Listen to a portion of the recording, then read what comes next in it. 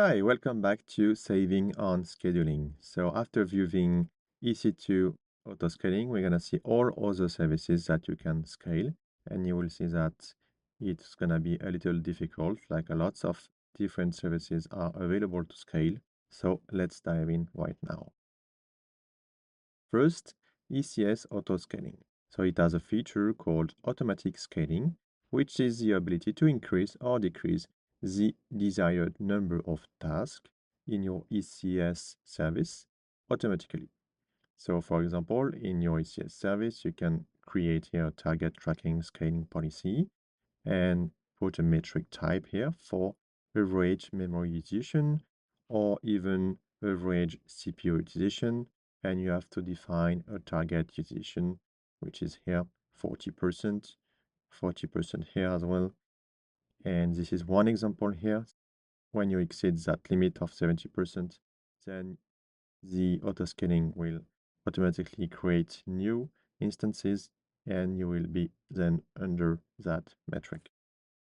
So Amazon ECS publishes CloudWatch metrics with your services, so average CPU and memory usage. And you can use this and also other CloudWatch metrics to scale out or in your service during high or low utilization periods. About ADS auto scaling, you have two different types. First one is storage auto scaling, so you can retrieve it here.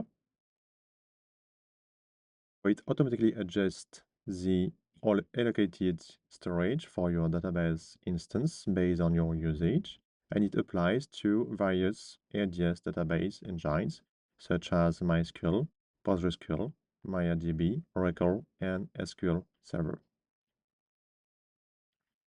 Then you also have read replica auto-scaling. It's only for Aurora, so for MySQL and PostgreSQL.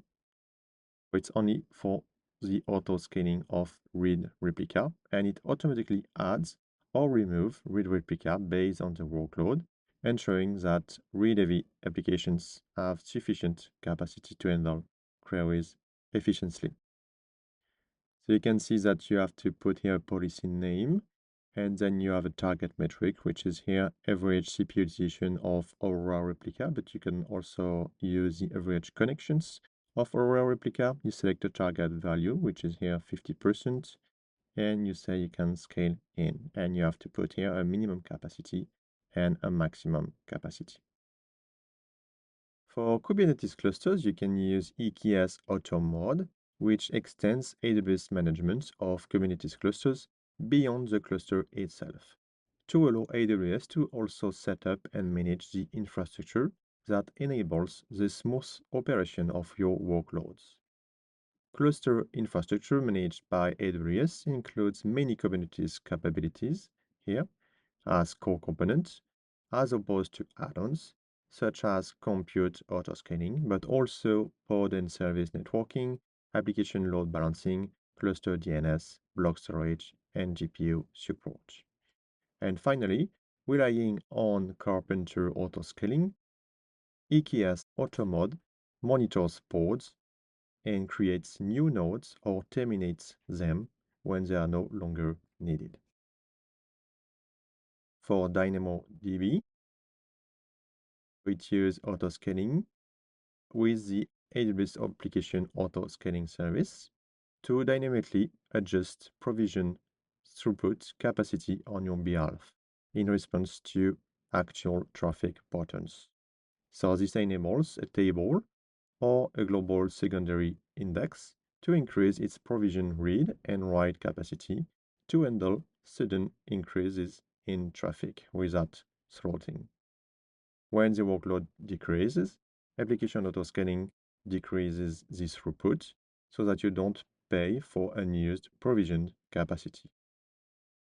If you use the AWS Management Console to create a table or a global secondary index, DynamoDB auto-scaling is enabled by default. But if you create custom DynamoDB table or custom global secondary index, you can also here put the read and write capacity settings with provisioning here the capacity units for read and write capacity. You can also set up here an application auto-scaling, so meaning you are creating here the DynamoDB table and you send the metrics to CloudWatch. And when you exceed here your capacity or your average capacity you want, then you use application auto-scaling to directly update here the table to provision more capacity.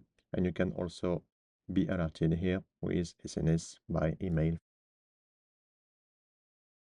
For SQS metrics, you can scale directly your auto-scaling group in response to changes in system load in the Amazon Simple Queue service queue. So for example, here you have your auto-scaling group and it will scale in or out the number of instances in your auto-scaling group, depending on a custom metric owned by Amazon CloudWatch. And this custom metric will be reading here the queue backlog of your SQS service. And when you create here the target tracking scaling policy, it will create or terminate instances. So using metric mass, you can query multiple CloudWatch metrics and use mass expressions to create new time series based on this metric. And so to calculate the Amazon SQS queue backlog per instance here, you have to divide here M1 by M2 ID.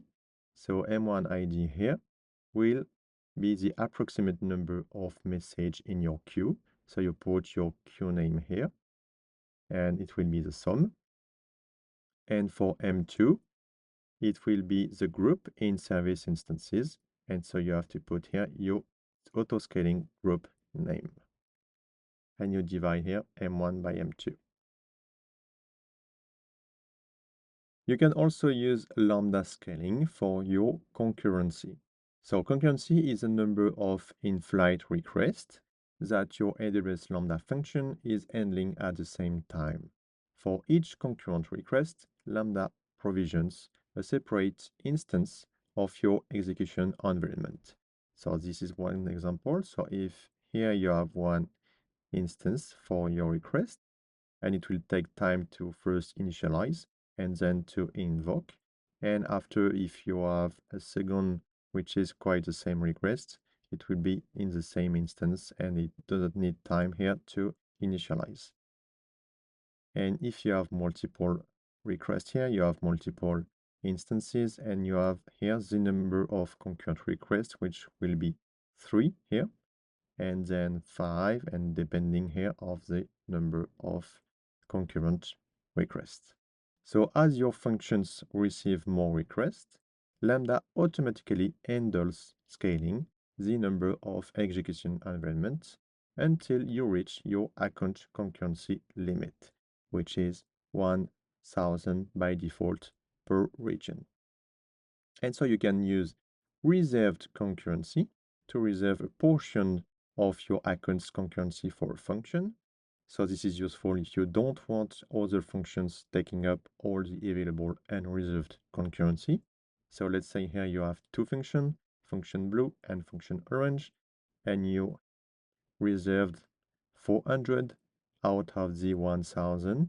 So you just have 200 at the end for unreserved.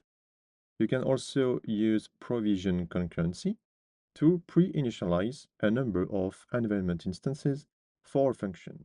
And so this is useful for reducing the cold start latencies. So the init here. So for your orange here, let's say you have 400 reserved concurrency, and in this you have 200 of provision concurrency.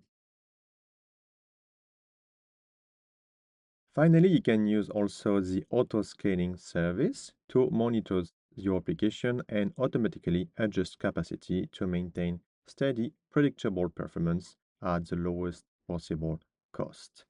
So inside, you have to specify a scaling strategy. So let's say for auto-scaling group here, and you can say, let's optimize for availability, for balance and cost, or for just cost, or you can also select a custom. You can use here predictive scaling, dynamic scaling, and you can configure here the scaling metric, put target value, and a load metric. So it's really easy to set up application scaling for multiple resources across multiple services in minutes. And the service provides a simple, powerful user interface here that lets you build scaling plans for resources, including Amazon EC2 instances, bots fleets, Amazon ECS task, Amazon DynamoDB table and indexes, and Amazon Aurora replicas. So to fix it, you simply have to implement autoscaling. And like EC2 instances, it might be a little bit complex because you have to understand here your application workload patterns and your performance metrics. But you have to define effective scaling policies. And you can also use autoscaling service to set up application scaling for multiple resources across multiple services.